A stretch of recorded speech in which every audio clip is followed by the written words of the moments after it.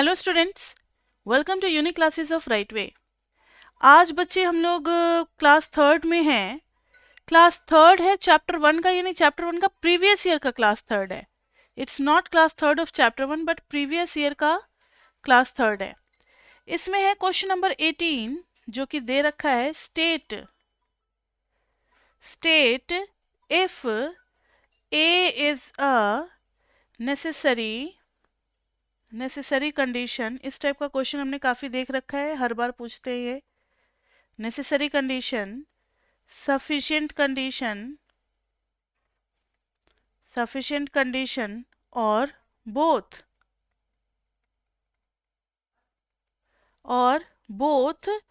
For B to be true.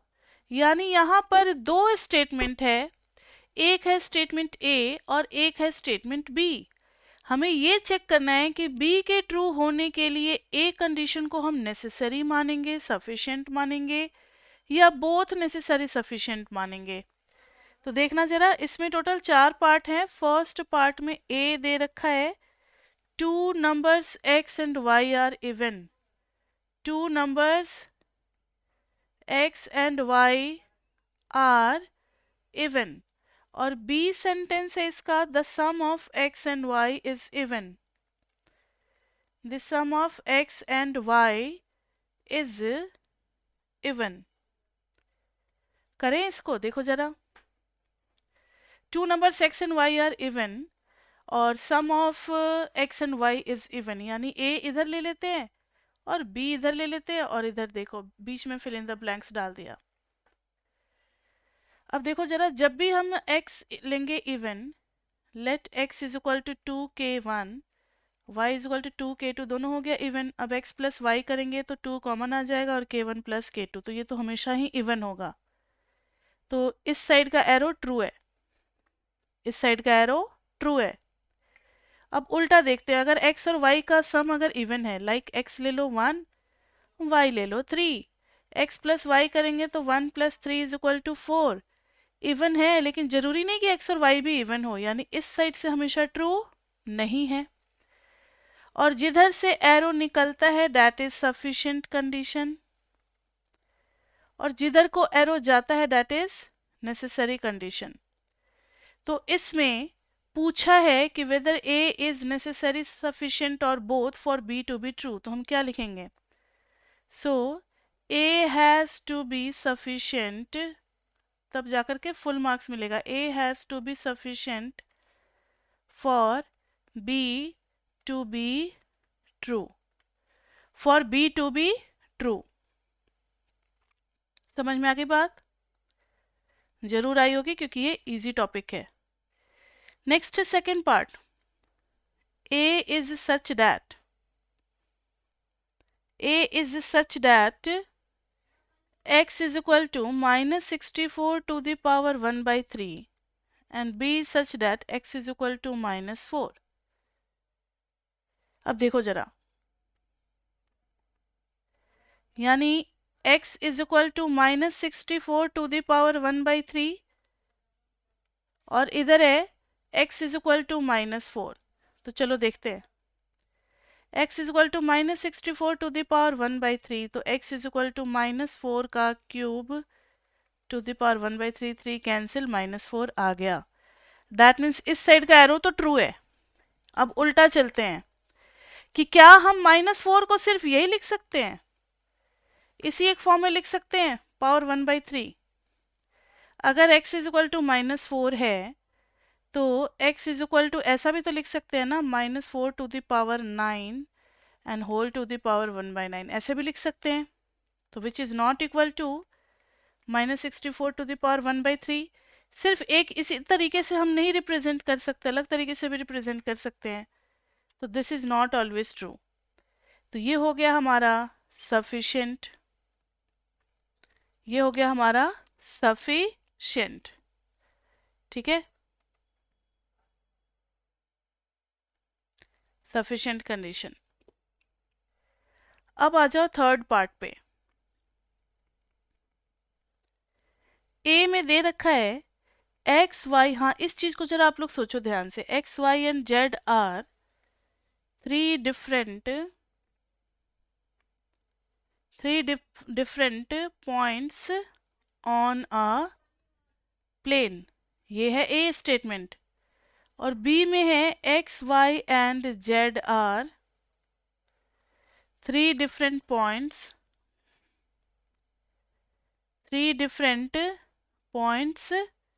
On a circle. इसमें जरा आप बता सकते हो कि क्या होगा?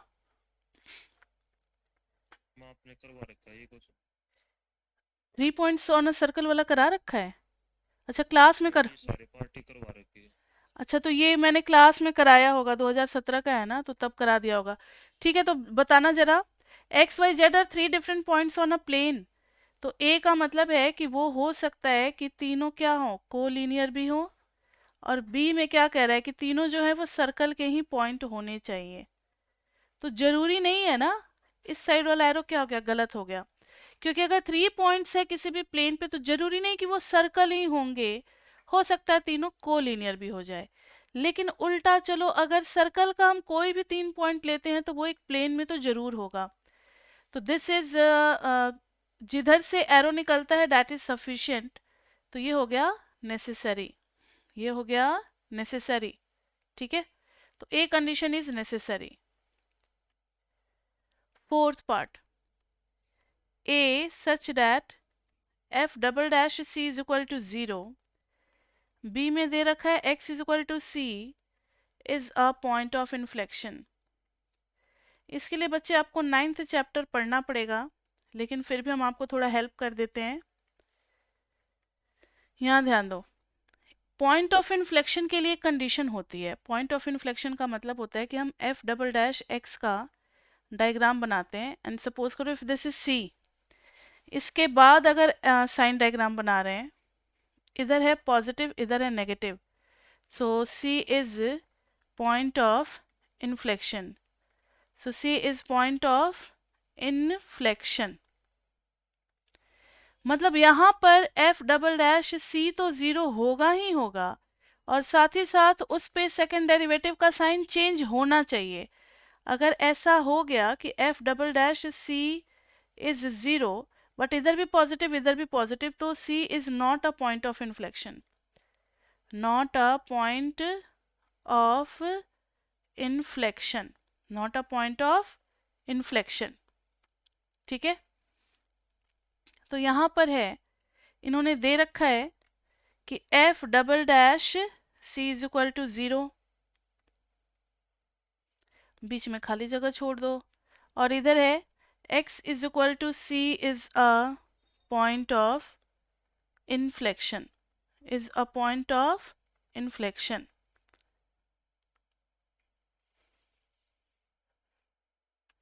Now see, x is equal to c is a point of inflection. अब आप बताओ कि सिर्फ जीरो होने से क्या वो पॉइंट ऑफ इन्फ्लेक्शन हो जाएगा?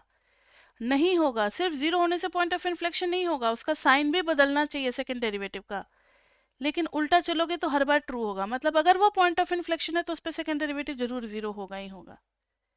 तो ये हो गया हमारे पास सफी, नहीं, नेसेसरी, ये हो गया नेसेसरी कंडीशन। ठीक है, क्योंकि यहाँ से एरो निकल रहा है तो दिस इज सफिशिएंट, और इधर का हो गया नेसेसरी। अब आ जाते हैं क्वेश्चन नंबर 19 2017 में।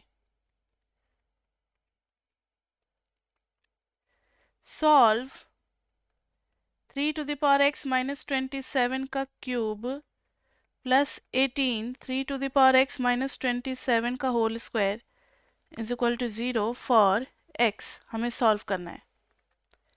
एक काम करो, जब नज़र डाल रहे हैं तो 3 टू द पावर x दोनों में सेम तरीके से है, तो क्यों ना हम इसी को कुछ मान ले, let 3 to the power x is equal to y. Then ma'am ये क्वेश्चन भी करवाया था। हाँ, तो हो सकता है ना कि क्लास में मैंने ना प्रीवियस ईयर का क्वेश्चन करवाया होगा, तो 2-3 साल बैक जाते हैं, तो 19 20 21 ये सब क्वेश्चन मैंने करवाए होंगे। लेकिन लास्ट का जो है ना 23rd और 24th वो नहीं करवाया होगा, वो तो अभी 15-20 दिन पहले पेपर ही हुआ है, इसलिए थोड़ा सा वेट करना पड़ेगा, कुछ क्वेश्चन आपको देखना पड़ेगा। ठीक है बच्चे, अब जब प्रीवियस ईयर कर रहे हैं तो कुछ ईयर का छोड़ नहीं सकते ना, इसमें तो सारा बच्चे अगर ढूंढेंगे तो सब एक जगह उनको मिलना चाहिए, इसलिए करवा रहे हैं। प्लस क्लास में पढ़ाते पढ़ाते भी कभी हम लोग प्रीवियस ईयर का कुछ क्वेश्चन करवा देते हैं, वो चीज़ अलग है। ये देखो y माइनस 27 का क्यूब, यहाँ से कॉमन ले लेंगे, y माइनस 27 का स्क्वायर कॉमन ले लिया, बच गया y माइनस 27 और प्लस 18 इज इक्वल टू 0। एक तो हमें y इज इक्वल टू 27 मिल रहा है इस वाले फैक्टर से, ठीक है, और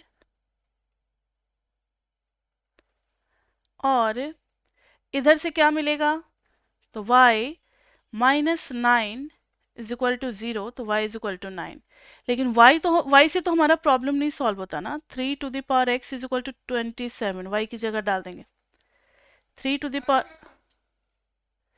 yes, who has joined, please switch off your mic, Manish Bhaduria. Okay, now see, 3 to the power x is equal to 3 cube, तो x is equal to 3, 3 to the power x is equal to 3 square, x is equal to 2, so we have got two values of x, 2 and 3। तो ये हो गया 2017 का एक question. अब हम लोग एंटर कर रहे हैं 2018 में। जो नए बच्चे आए हैं उनके लिए कुछ बता दें कि अभी हम लोग प्रीवियस ईयर का क्वेश्चन कर रहे हैं चैप्टर 1 का। क्लास में चैप्टर 1 से चैप्टर 6 तक के सिलेबस 1 अराउंड हो चुके हैं, तो अभी हम होल्ड करके कुछ नया ना पढ़ा करके चैप्टर 1 से चैप्टर 6 तक का 10 ईयर का प्रॉब्लम सॉल्व कर, मतलब 15 ईयर का प्रॉब्लम सॉल्व कर रहे हैं, जो पहले आपके एग्जाम में आ चुके हैं। जिसमें आज अभी हम लोग 3rd क्लास में हैं चैप्टर 1 के, आज ये कंप्लीट हो जाएगा, 3 दिन लग रहा है चैप्टर 1 को कंप्लीट होने में। उसके बाद से शुरू होगा हमारा चैप्टर 2 कल से, टुमारो। जो भी नए बच्चे हैं उनको एक नंबर बताते हैं 9311377321 पे आप मैसेज कर दोगे अपना नाम, कॉलेज का नेम और MME1, तो आपको सारे इन्फॉर्मेशन यहाँ से मिलते जाएंगे कि किस दिन क्या हो रहा है और क्या होने वाला है। फिर आपका नंबर ना हमारे पास रजिस्टर्ड हो जाता है, तो फिर आपको सारे इंपॉर्टेंट मैसेजेस आपको जाते रहेंगे। नाउ सी 2018 में question number 20, find all x such that y is equal to minus 4 minus 2x is greater than equal to minus 2, and the second one is y is equal to x minus 0.5 ln 1 minus x upon x to the power 3 by 2 is greater than 0। तो देखो बच्चे first part करते हैं। इन्होंने दे रखा -4 minus 2x should be greater than equal to -2। हो सकता है कि क्वेश्चन में कुछ मिस प्रिंट हो, जो मुझे 10 ईयर मेरे पास पढ़ा था उसमें यही लिखा हुआ था, तो उसी के हिसाब से पढ़ते। अगर दोनों नेगेटिव है तो मॉडुलस के अंदर आप प्लस भी ले सकते हो, कोई दिक्कत नहीं है। क्यों? क्योंकि मॉड ऑफ -3 लो या फिर मॉड ऑफ 3 लो, बात तो एक ही है। अब जब मॉडुलस खुलेगा तो 4 प्लस 2x भी -2 से बड़ा और -4 प्लस 2x भी -2 से बड़ा। समझ में आ रही है बात? जब भी मॉडुलस खुलेगा तो एक बार प्लस भी लगाएंगे और एक बार माइनस भी लगाएंगे। यहाँ पर आ जाएगा 2x is greater than equal to -2 -4, तो 2x is greater than equal to -6, x is greater than equal to -3। अब माइनस से मल्टीप्लाई करेंगे दोनों साइड, तो 4 plus 2x is less than equal to 2, 2x is less than equal to -2, x is less than equal to -1। ठीक है, तो x जो है वो -3 से बड़ा भी होना चाहिए और x जो है वो -1 से छोटा भी होना चाहिए। तो x बिलोंगिंग टू -∞ टू -1 और यूनियन, नहीं एक मिनट, -3 से बड़ा और -1 से छोटा, तो -3 से बड़ा और -1 से छोटा, तो फिर x क्या आ जाएगा हमारे पास? एक मिनट रुक जाओ, -3 से बड़ा, अगर यहाँ 5 डाल देते हैं तो 5 2 जा 10। अच्छा, कोई भी पॉजिटिव डालेंगे तब तो वो -2 से तो बड़ा होगा ही होगा। अच्छा नहीं, एक चीज जरा ध्यान दो, ये क्वेश्चन तो मुझे वियर्ड सा लग रहा है, बकवास सा क्वेश्चन लग रहा है। क्यों? क्योंकि ये क्या क्वेश्चन हुआ, इस पे तो मैंने ध्यान ही नहीं दिया। मॉडुलस तो हमेशा नेगेटिव से तो बड़ा होगा ही होगा ना, तो इतना सॉल्व करने की जरूरत ही कहाँ पड़ी हमें। सीधा हम लिख देंगे ऑल वैल्यूज ऑफ एक्स, मतलब कुछ भी मॉड के अंदर डालोगे -2 से तो बड़ा होगा ही होगा।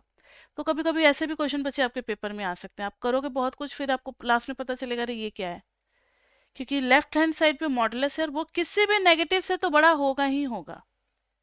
तो यहाँ पर ऑल वैल्यूज ऑफ एक्स आ जाएगा। ठीक है,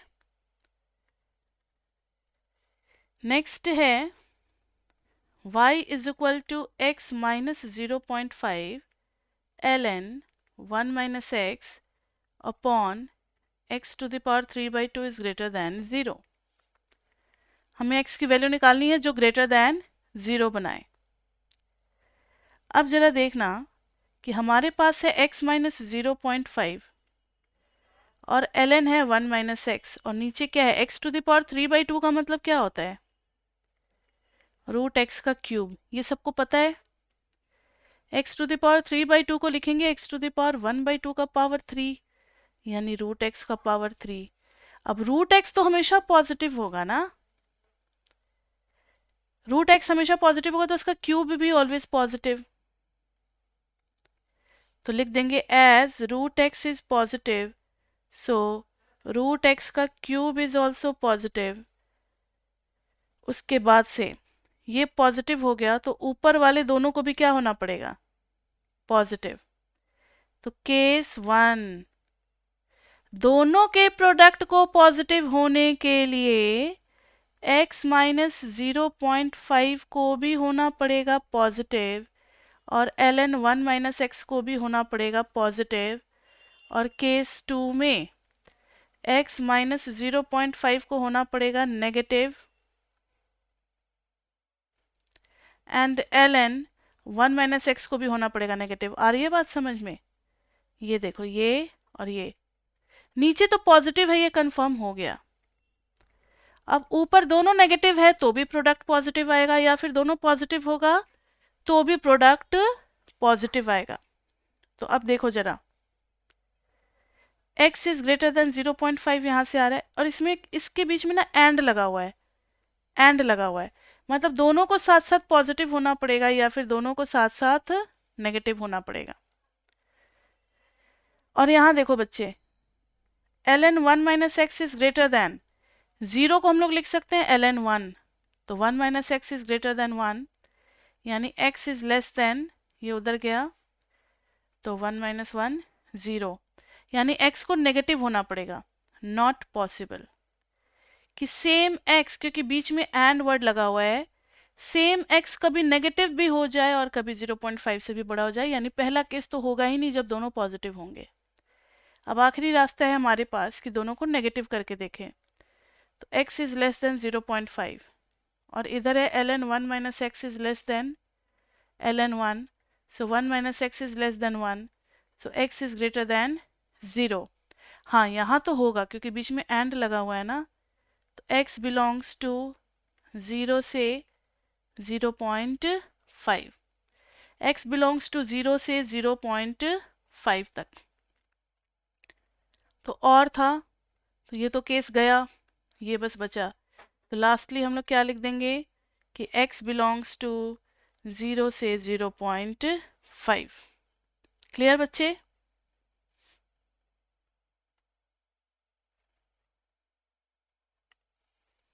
नेक्स्ट क्वेश्चन है। यस, मैम जो डिनोमिनेटर है वो तो मैम जीरो हो नहीं सकता। हाँ जो क्वेश्चन है ओरिजिनल, हाँ हाँ, तो मैम इसमें फिर तब भी जीरो हम इंक्लूड रखेंगे। कहाँ जीरो को इंक्लूड किया है मैंने कहीं? अच्छा मैम वो ओपन ब्रैकेट। हाँ, ओपन ब्रैकेट है ना हर जगह, जीरो तो ले ही नहीं रहे। ठीक है, और नए बच्चे आप जान लो कि जैसे ही मीटिंग खत्म होगा आपको तुरंत दूसरी मीटिंग ज्वाइन करनी है। ठीक है, अब देखो यहाँ पर क्वेश्चन नंबर 21। अब ये लॉजिकल क्वेश्चन आ गया, चलो क्वेश्चन करते हैं। Determine the direction of, determine the direction of logical conclusion, logical conclusion P implies Q और Q implies P और P, मतलब इसमें कौन सा एरो आएगा वो एरो बताना है। अब हमें नेसेसरी सफिशिएंट नहीं बताना, बस एरो का साइन बताना है। पहले में P दे रखा है fx has a local extremum, fx has a local extremum at x is equal to a, where f dash a exists, and q है x is equal to a is a stationary point, is a stationary point of fx, that is f dash a is equal to 0। ध्यान से देखो, अगर कोई point होता है ना हमारा लोकल मैक्सिमा और मिनिमा का, P और बीच में ये डाल दो और Q इधर, ध्यान से देखो P से स्टार्ट करते हैं, अगर कोई हमारा लोकल मैक्सिमा और मिनिमा का पॉइंट है तो हर जगह जो टेंजेंट होता है वो क्या हो जाता है, पैरेलल टू एक्स एक्सिस, यानी f डैश c तो या f डैश a तो 0 होगा ही होगा। मतलब fx has a local extremum at x is equal to a, then it is a stationary point of fx, that is f dash a is equal to 0। तो ये तो सही है कि f dash a तो वहां पर 0 होगा ही होगा। ठीक है, तो इस साइड का एरो भी क्या है, ट्रू है। इस साइड का एरो भी क्या है, ट्रू है। अब उल्टा चलो, अगर f dash a 0 है, उल्टा चलते, ये p to q है। अब q से स्टार्ट विथ q, कोई ऐसा फंक्शन ले लो ना, like f x is equal to, मैंने ले लिया x cube, f dash x निकाला, क्या आ गया 3x स्क्वायर। एक एग्जाम्पल पे आपको समझा रहे हैं। अब इसमें एफ डैश 0 क्या आ रहा है, जब 0 पुट करेंगे तो 0, तो ऐसा लग रहा है कि 0 इज इधर मैक्सिमा और मिनिमा। इतना तो बच्चे आपने 11th-12th में पढ़ा हुआ है, इसलिए हम रिस्क ले सकते हैं इतना समझाने का। आपने पढ़ा हुआ है कि जो भी मैक्सिमा मिनिमा के पॉइंट होते हैं वहां पर फर्स्ट डेरिवेटिव क्या हो जाता है, 0। अब एक फंक्शन मैंने जानबूझ करके एक्स क्यूब लिया है क्योंकि इसमें भी फर्स्ट डेरिवेटिव 0 आ रहा है, लेकिन एक्स क्यूब का ग्राफ आपने चैप्टर 2 में, बच्चे ने मेरा चैप्टर 2 का वीडियो देख लिया है तो उन्हें एक्स क्यूब का ग्राफ पता होगा। अब मुझे ये बताओ कि क्या 0 पॉइंट ऑफ मैक्सिमा है या पॉइंट ऑफ मिनिमा है, कुछ भी 0 पॉइंट ऑफ एक्सट्रीमम है, नहीं है। ग्राफ देख करके 0 is not a point of extremum, ना ही वो मिनिमा है ना ही वो मैक्सिमा है, तो ये मैक्सिमा मिनिमा नहीं है, तो नॉट एक्सट्रीमम।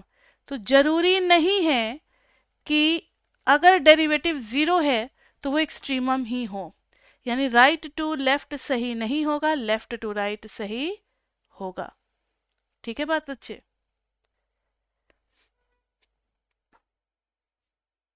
मैम ये राइट वाला एक बार और बता दें। राइट से लेफ्ट का, ठीक है, राइट से लेफ्ट में ये P to Q वाला, P to Q में अगर कोई भी पॉइंट होता है एक्सट्रीमम का, आपने 11th-12th में पढ़ा होगा ना, लाइक जैसे मैंने ये ग्राफ बनाया है, इसमें कितनी जगह एक्सट्रीमम मिल रहा है, ये मैक्सिमा, ये देखो minima, maxima, local maxima, local minima, local maxima, हर जगह टेंजेंट जो होगा वो पैरेलल होगा एक्स एक्सिस के, और कोई चीज अगर पैरेलल होता है एक्स एक्सिस के तो उसका स्लोप क्या होता है, 0। जीरो। इसलिए f dash a is equal to हमने 0 लिखा, हर वो पॉइंट पे, ये भी ए, ये भी ए, ये भी ए, ये भी ए, ये भी ए, सब ए हो सकता है, सब पे डेरिवेटिव क्या है, 0। तो अगर वो मैक्सिमा या मिनिमा है तब तो कंफर्म है कि डेरिवेटिव 0 होगा ही होगा उस पॉइंट पे। लेकिन अगर कभी कभी डेरिवेटिव 0 आ जाए तो हम ये नहीं कह सकते कि whether it is point of maxima और मिनिमा। आगे बात समझ में? yes ma'am। ठीक है, अब इसका सेकेंड पार्ट देखो। P is such that x satisfies the inequality, x satisfies the inequality x plus 5 upon 1 minus x greater than equal to 0। ठीक है, Q में है x lies in the open interval, from -5 to 1। तो देखते हैं जरा, P में है x satisfies the inequality, तो P से स्टार्ट करेंगे तो P में है x plus 5/1 minus x is greater than equal to 0। तो इसके दो केस बटेंगे। Case 1 minus x is positive, 1 minus x is negative. अगर 1 माइनस एक्स पॉजिटिव है तो साथ ही साथ x प्लस 5 को भी क्या लेना पड़ेगा, पॉजिटिव। इक्वल टू भी ले सकते हैं बच्चे, क्योंकि ऊपर में भी इज इक्वल टू है। अगर 1 माइनस एक्स नेगेटिव आया है तो इसके साथ साथ इस कंडीशन को भी कंबाइन करना पड़ेगा कि इसको भी लेस देन इक्वल टू 0 करना पड़ेगा। अब देखो जरा, x इज लेस देन 1 और यहाँ पर क्या आ गया, x is greater than equal to -5। तो x बिलोंग करेगा, यहाँ पर क्लोज्ड दे देंगे, -5 से 1 तक ओपन। अब इधर आ जाओ, x is greater than 1 and x is less than equal to -5। Not possible कि वही सेम चीज जब एक बार -5 से छोटी हो तो 1 से भी बड़ी हो जाए। सो x हमारा आ रहा है -5 से 1 और इन्होंने कहा है lies in the open interval -5 to 1। बताओ सही है या गलत है? गलत। गलत है। गलत। क्यों गलत है? क्योंकि -5 तो क्लोज्ड में आ गया ना, तो ये गलत आ गया। लेकिन हर वो वैल्यू जो -5 to 1 में होगी वो तो सही दे देगा। जब उल्टा चलोगे -5 to 1 में लोगे तो इसका ये चीज हमेशा क्या आएगा, पॉजिटिव आएगा। समझ में आ गई बात?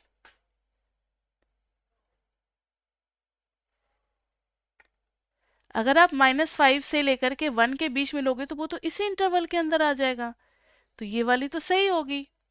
तो राइट टू लेफ्ट वाला एरो यहाँ पर सही आ रहा है।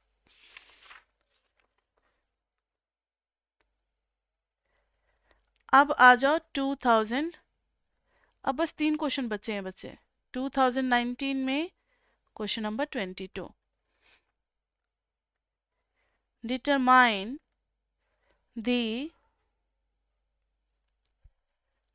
the direction of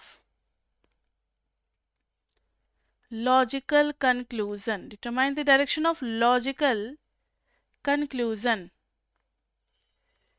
P implies Q और Q implies P। अभी बच्चे हम लोग ना प्रीवियस ईयर पेपर कर रहे हैं चैप्टर 1 का। अभी हम लोग क्लास में, यस अविनाश हैज ज्वाइंड ना, न्यू स्टूडेंट अविनाश। तो अभी हम लोगों ने 1 to 6 कर लिया है और अब हमारे बैच में जो डेली हमारी मंडे टू फ्राइडे बैच होती है इसमें हम लोग करेंगे चैप्टर 1। आज कंप्लीट हो रहा है प्रीवियस ईयर क्वेश्चंस, कल से शुरू होगा चैप्टर 2 का प्रीवियस ईयर क्वेश्चंस। तो पहले हम लोग कॉन्सेप्ट पढ़ा देते हैं, उसके बाद से प्रीवियस ईयर बच्चों को कराते हैं ताकि कॉन्फिडेंस उनको पूरा हो जाए। फिर जब वो खुद से पढ़ेंगे ना बुक से तो उन्हें पता होगा कि हमें किस टॉपिक को ज़्यादा से ज़्यादा फोकस करना है और किस टॉपिक को थोड़ा लाइट वे में भी लेकर के चल सकते हैं। ठीक है, तो चैप्टर 1 से दो चीजें निकल करके आई है, find the value of x वाले टाइप के क्वेश्चन और नेसेसरी सफिशिएंट वाले क्वेश्चन, यही दो आ रहे हैं। और कभी कभी इक्का दुक्का वो सेट थ्योरी का मिक्स करके पूछ दिया है, वो तो अलग चीज है। तो इन्होंने दिया पहले पार्ट में p क्या है। अच्छा देखो, यही क्वेश्चन मैंने कहा था कि ये क्वेश्चन रिपीटेड है, यानी अब थोड़ा चलन चल पड़ा है कि अब एमएमई में भी अभी 1-2% रिपीट करने लगे हैं। इसका तो क्वेश्चन आप लोग मुझे बताओगे।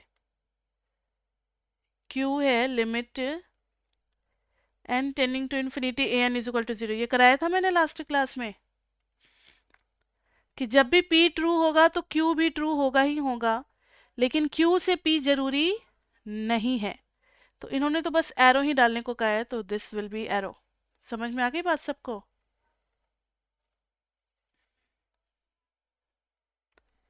Now see the second part of 2019 question. p में दे रखा है x² is greater then 16, q में दे रखा है x is greater than 4।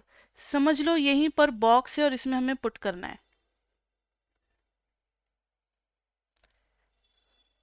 Mute कर दो ट्विंकल आप अपना माइक।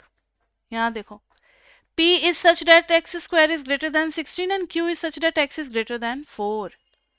p और q का अब हमें चेक करना है, तो स्टार्ट विथ p। हमें डिसाइड करना है कि p से क्या हम q तक हमेशा जा सकते हैं। x² is greater than 16, x² minus 16 is greater than 4, x minus 4 into x plus 4 is greater than 0.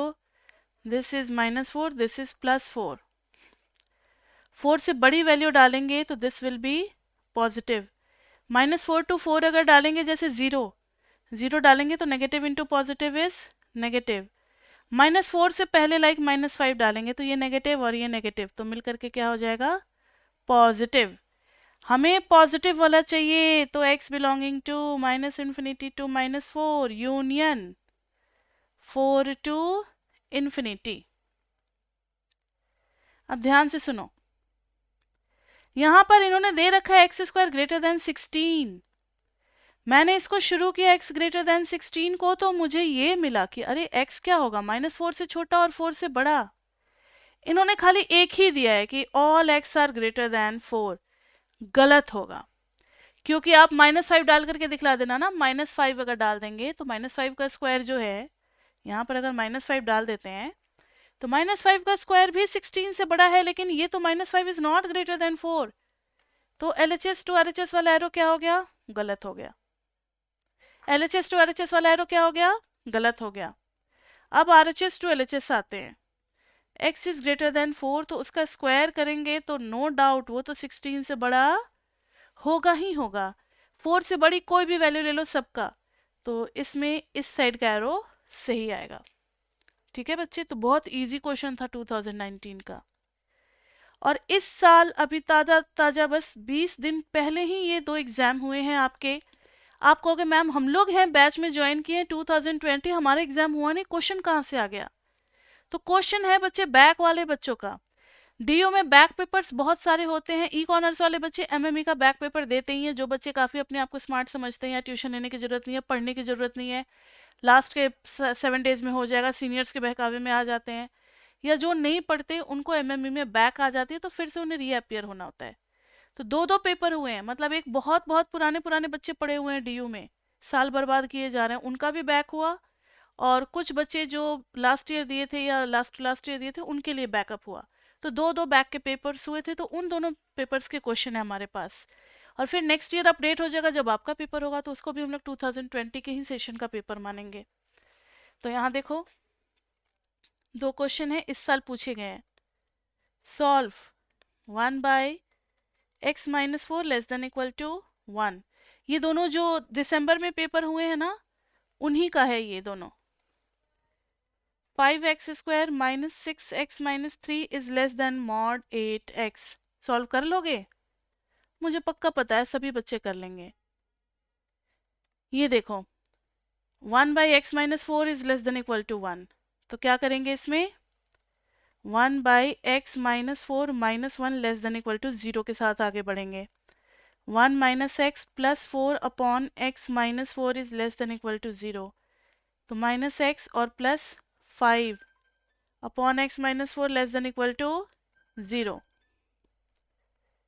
Now see, अब इसमें 2 केस बटेंगे. अगर x - 4 पॉजिटिव है तो फिर -x + 5 को क्या होना पड़ेगा, नेगेटिव, और इज इक्वल टू 0 भी एक्सेप्टेबल है. ये हो गया हमारा केस 1.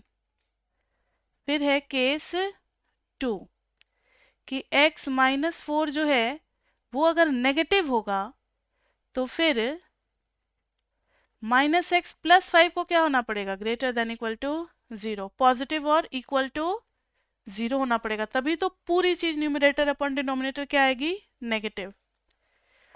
यहां देखो बच्चे, ऊपर वाले को हम इज इक्वल टू 0 ले सकते हैं क्योंकि यहां भी इज इक्वल टू है.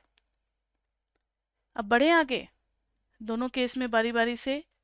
तो इधर देखो केस 1 में पहले वाले से आ गया x ग्रेटर देन 4, और इधर में आ गया x greater than equal to 5. तो फिर फाइनली क्या हो गया, 4 से भी बड़ा और 5 से भी बड़ा. चलो आ गया 5 से लेकर के इन्फिनिटी, और 5 हो गया इंक्लूडेड. वहीं पर अगर इधर करेंगे तो x is less than 4 and x उधर जाएगा, x is greater than equal to 5. ऐसा कैसे हो सकता है, क्या हो सकता है ऐसा कि सेम x 4 से भी छोटा हो और साथ ही साथ x क्या हो, 5 से भी बड़ा हो? Not possible, not possible. तो ये आ गया हमारा 5 to ∞. क्या आ गया बताओ, 5 to इनफिनिटी। और इसके ऊपर का आंसर क्या था, मुझे 1 मिनट देखने दो क्योंकि मुझे भी अपडेट करना होता है। Q to P, ठीक है, और P to Q, ठीक है। अब इसका सेकंड पार्ट देखो बच्चे, 5x² minus 6x minus 3 is less then 8x। चलो सेकंड पार्ट करते हैं। केस 2 में यस, लेस देन 5 नहीं होगा। x less than equal to, हाँ हाँ, x उधर गया लेस देन इक्वल टू 5, तो लेस देन 4 और लेस देन 5, हाँ तब तो आ जाएगा ना। तब तो x क्या आ गया, कॉमन आ गया लेस देन 4, यानी x बिलोंगिंग टू कहाँ से कहाँ तक, माइनस इन्फिनिटी से 4 तक। तब तो फिर पूरा सीन ही बदल जाएगा। सो लास्टली दोनों को जब कंबाइन करेंगे, क्योंकि बीच में और था, तो x belonging to minus infinity to 4 union 5 to infinity, ठीक है। नेक्स्ट है लास्ट क्वेश्चन, नहीं लास्ट नहीं, अभी सेकेंड लास्ट, अभी इसका सेकेंड रहता है ना। 5x² minus 6x minus 3 is less then 8x। कैसे सॉल्व करेंगे बच्चे बताना। एक बार 8x को बड़ा कर देना 5x² माइनस 6x माइनस 3 से, और एक बार माइनस 8x को भी बड़ा कर देना। मतलब ये जब मॉडुलस खुलेगा तो एक बार प्लस और एक बार माइनस, तो इधर आ जाएगा 5x², ये 8x उधर जाएगा तो 8 और 6 minus 14x minus 3 less than 0, ये भी उधर जाएगा तो 5x² प्लस 8x और माइनस 6x तो 2x minus 3 is less than 0। Now C 5x² minus 14x minus 3 is less than 0, 5x² plus 2x minus 3 is less than 0। अब बस यहाँ पे हमें फैक्टराइज करना है, 5 3 जा 15, 15, तो कुछ ऐसा हो सकता है। देखो तो मिडिल टर्म 15 एंड 1 ही हो जाएगा ना। 5x² तो माइनस 15x और plus x minus 3 is less than 0। 5x common ले लिया तो x माइनस 3 प्लस 1 कॉमन ले लिया तो x minus 3 is less than 0।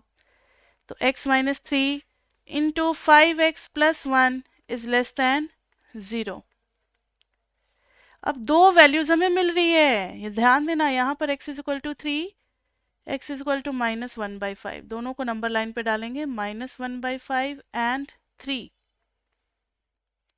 कहाँ कहाँ क्या क्या साइन आएगा, जब 3 से बड़ी वैल्यू लेंगे तो ये पॉजिटिव, ये पॉजिटिव। बिटवीन माइनस 1/5 से 3 लेंगे लाइक 0, 0 लेंगे तो नेगेटिव, पॉजिटिव, नेगेटिव। माइनस 1/5 से भी छोटी वैल्यू माइनस 1 ही ले लो, तो ये हो गया -4 और ये -5, तो दोनों का मल्टीप्लाई करके पॉजिटिव। हमें क्या चाहिए, नेगेटिव चाहिए, तो x इज बिलोंगिंग टू, और ओपन ब्रैकेट में रखेंगे -1/5 से 3। अब इधर आ जाओ, 5x², 5 3 जा 15, तो 5 और 3 का फैक्टर लगा देते हैं। 5x minus 3x minus 3 less than 0, तो 5x कॉमन ले लिया तो x प्लस 1, माइनस 3 कॉमन ले लिया तो x plus 1 is less than 0। 5x minus 3 into x plus 1 is less than 0। यहाँ पर एक मिलेगा x is equal to 3/5, x is equal to -1, so this is -1, this is 3/5।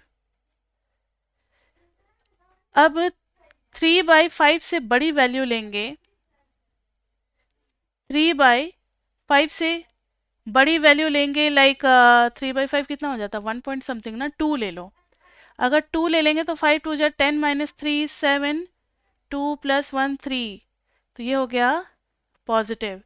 Between -1 से 3/5 0 डाल देंगे तो नेगेटिव और positive, negative.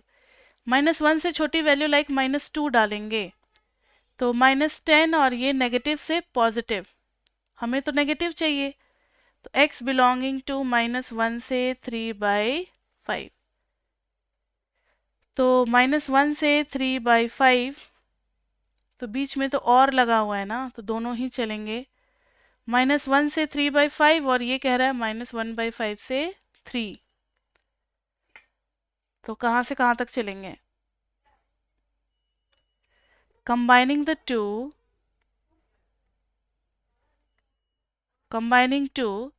x belonging to, देखना जरा, इनका कहना है कि x जो है वो -1/5 से 3 हो जाएगा और -1 से 3/5 हो जाएगा। तो कहाँ से कहाँ तक हो जाएगा? कॉमन भी लेंगे अगर, कंबाइनिंग द टू, कॉमन ही लेना पड़ेगा यहाँ पर, तो ये हो जाएगा -1 पहले, फिर -1/5 बाद में, 3/5 फिर 3, फिर हो जाएगा 3।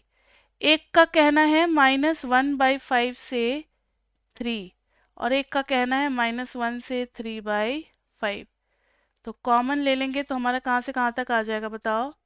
-1/5 से 3/5, ठीक है, जो दोनों को सेटिस्फाई करेगा। ठीक है बच्चे, तो इसका आ गया -1/5 से 3/5।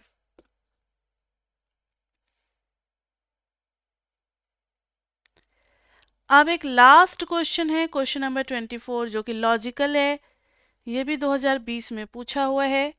लेट f(x), यस साहिल पूछो, क्या पूछना चाहते हो?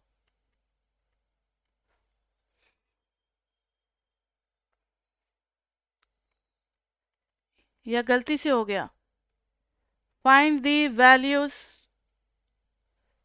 Of x that are necessary and sufficient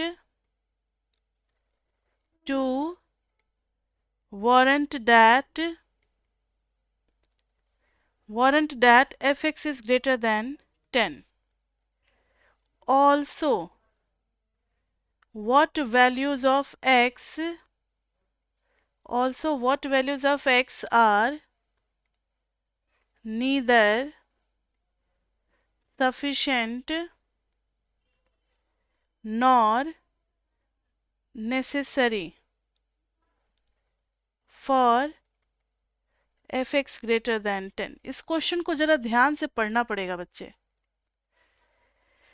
इन्होंने f(x) = 1 + 4x² तो दिया हुआ है, ठीक है।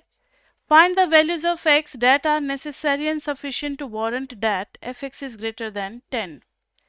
यानी एक कंडीशन तो बच्चे पता लग गया कि 1 + 4x² should be greater then 10। इन्होंने पूछा है कि ऐसा x का वैल्यू निकालो जो कि नेसेसरी भी हो और सफिशिएंट भी हो, यानी वही एग्जैक्ट x निकालो जो इसको सेटिस्फाई करता हो। तो देखते हैं, 4x² इज ग्रेटर देन 10 - 1, 9, तो x² is greater then what?